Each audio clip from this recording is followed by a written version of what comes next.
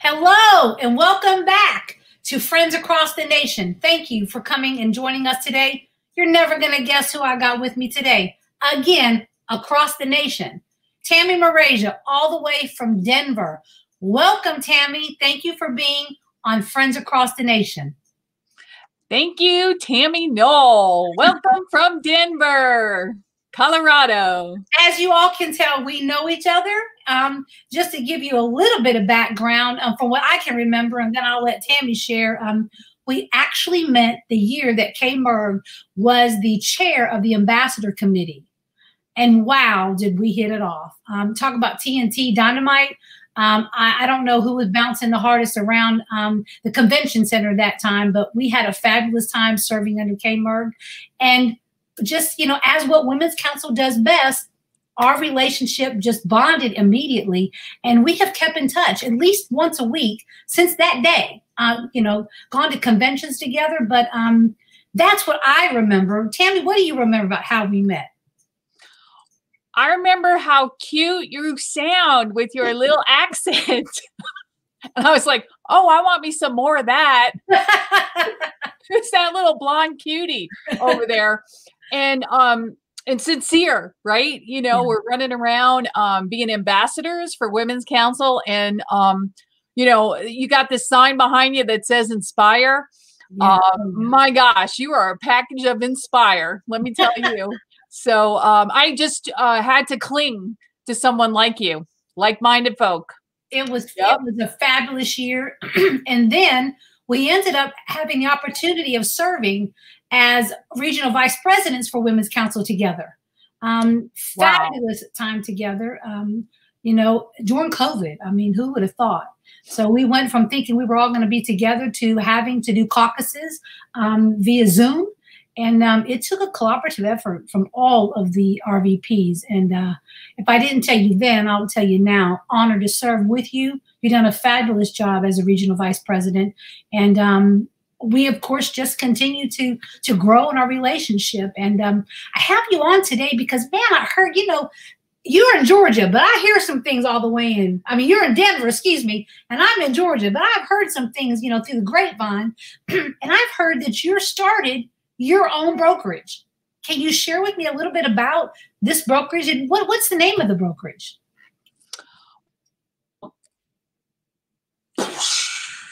Yes, I blew it up and I have my own brokerage. Oh my God, I'm so excited, right? Now, it came with a little bit of scared, you know, a little shake of scared with a lot of excited, you know, in that mix. But the name is Live Your Life Realty. Love it. Yeah, super excited, Tammy. Live Your Life Realty. Now, have you always wanted to open your own brokerage, or did you just wake up one morning and say, I'm going to do it? You know, you talked about us serving together, you know, as RVPs. I met so many women and men that are very strong brokers out there. And no, not at first was that, you know, ever in I was going to just retire, you know, someone else do everything. Let me just, you know, concentrate on my clients.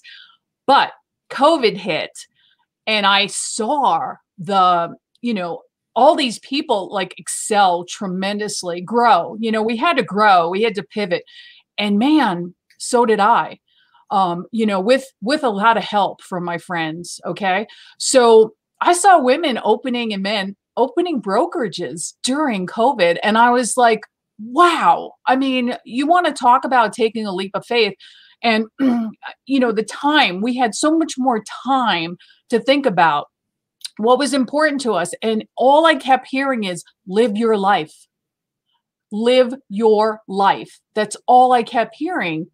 And then again, I got the, you know, the idea, well, I got to do this on my own. I've been with so many companies, you know, a few companies more like it.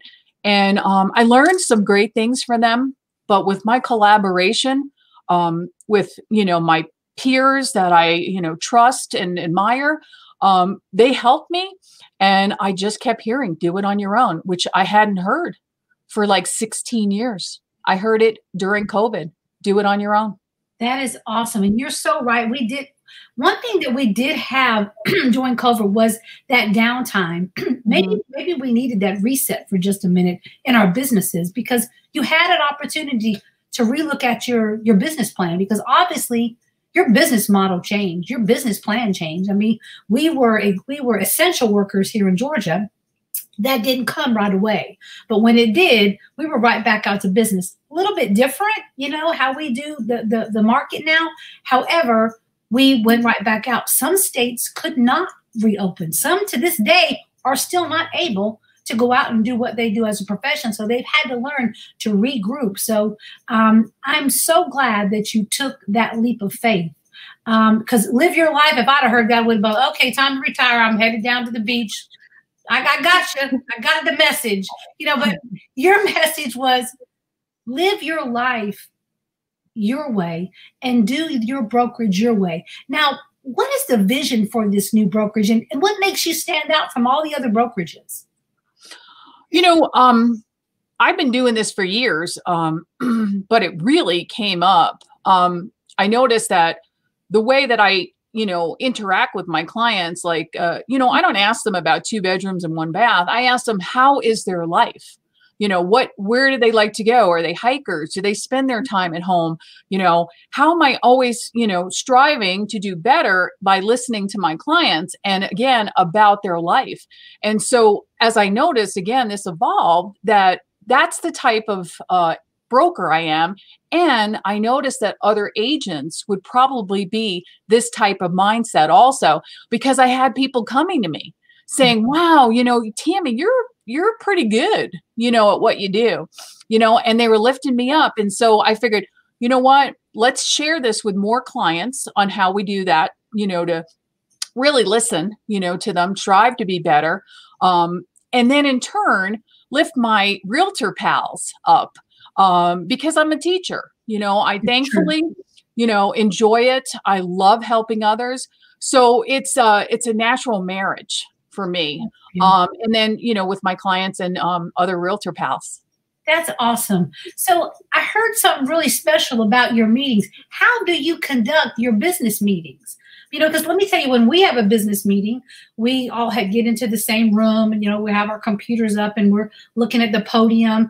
And on Zoom now, some of us have our cameras on and some of us don't. But I'm hearing that yours is really being taken to a different level. What can you talk to me about that? So, years ago, I started this plan. I read a book called The Go-Giver. And it's how I do my business, meaning how I handle clients and how I strive. And it's about giving, not looking at numbers and what I'm going to get back. But in one of these sections, they had this lady who was a great teacher, but wanted to teach more folks. So she decided to pair up with a software engineer. She made some really great choices. She now teaches across the world to people with her software, right? That helps more than one child. So in that, she also has a company where you come and you go ahead and paint. Like, so if you're a web designers, or you're a Fortune 500, you come in, you start painting when you're starting to maybe do budget planning or something, because you want to use the right side of your brain. You want to be more creative, That's right? true. So in turn, I'm like, hey, I love that. And so I asked my brokers if, could we do that? Would you mind? So our first meeting, which just happened last month, was the first meeting, we went to a pottery place. And as I went over the real estate statistics and, the things that we need to be doing contracts, how to be very, poignant on getting contracts, through. So we went over all that, but we were doing outdoor pottery. Right? Because something, every one of us is going to be outdoor this summer, right? Yeah. So we're going to move around. So we might be at Top Golf in this, but we'll do our, real estate work out in having fun. I guess. Love that. I love that. And I mean, I could just imagine seeing them, working on the pottery, but at the same time, you're teaching them and educating them. I guarantee nobody misses a board meeting. Or, you mean like I would not miss that. I would be, because I do believe that we have to look at our creative side. Yes, we understand the numbers. The numbers are really important, but behind every number is a person. Right. And we have to look at those people. A lot of things that I've been hearing in the marketplace is that these big companies are not talking so much about the numbers and talking more to the people and about the people. Like I always say, how are you? How are you doing? I see your numbers, because I'm the person that does the business and development for Better Homes and Gardens here in Georgia. So I see your numbers, but I know what your numbers are. How are you? How are you doing? And that, I think, is sort of the concept that you're doing. And I love it. I really do. And I think that you're going to be very successful. How many agents do you have currently with you right now? And are you looking for any new ones? Because now's a great time to tell, because you are live on Facebook. Yes, I am always looking to talk to folks to see, what their lifestyle's about and where their goals are. And are we a good fit? Yeah. Because, again, I want to make sure that, you're this type of person that wants to, be part of someone's lifestyle, but not just about selling a house. Right. That's awesome. And the same for the agents. So I have 3 agents, and I'm 1 month old in the business. And I'm really, really grateful, for that. But I'll probably be maybe a 25. I think I'll be maybe a 25, person brokerage, but who knows? I mean, if you want to feel loved, you're going to come to my brokerage, and I'm not sure everyone's feeling loved. So I might get bigger because, I just care about the brokers and making them succeed. Absolutely. And you do care. I know that about you. Anything that you put your mind to, your heart is there before your mind is there. That's the Tammy that I know. You have always been that kind of leader. You're a transformational leader. So many women follow you because you are transforming to them. And I know that's what attracted me to you right away. I mean, you just were that person that if somebody was having a certain kind of day, you always were there to lift them up and build them. So let me ask you this other question. If you had to give somebody a piece of advice, some practical advice for starting their own brokerage, what would you say to them? The first thing is dream big. I got to tell you, you can do it. You can do it. But also make sure that you get, your collaboration along the line, right? Don't just jump in and not ask for help, right? So I had so many people that I could ask for help.